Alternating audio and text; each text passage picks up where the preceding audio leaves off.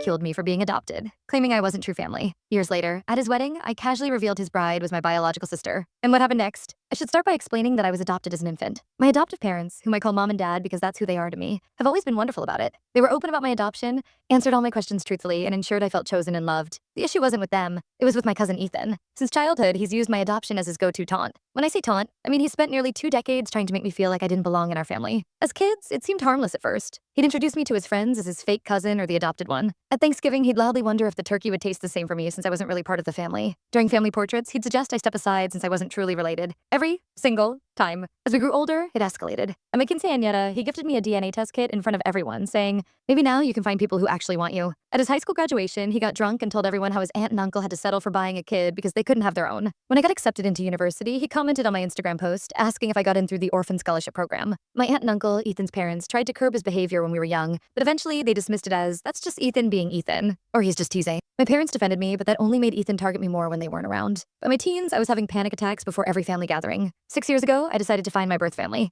My parents were fully supportive, guiding me through the process and standing by me when I met my birth mom. She was just 15 when she had me and couldn't keep me. We developed a strong bond over time, and that's when I learned about Lily. Lily was my half-sister, born when our birth mom was older and more settled. Meeting her was like seeing my reflection. We shared the same laughs, same gestures, same obsession with mystery novels. We stayed connected through social media and video calls, despite living in different cities. She kept our connection private, saying it was hard to explain the adoption situation. I respected that. These matters are personal. Last month, I received an invitation to Ethan's wedding. I nearly declined, but my mom convinced me to be the bigger person. She even helped me choose a stunning dress and wrapped the gift herself. I thought I could endure one evening of Ethan's jabs if it meant pleasing my mom. Then I walked into the venue and saw the bride. It was Lily. My biological sister was marrying my tormentor cousin. Lily spotted me during the ceremony and froze, but held her composure. My half-sister, who knew exactly who Ethan was to me, we'd discussed him in our messages, was marrying the cousin who'd mocked my adoption for 20 years. At the reception, I kept to myself.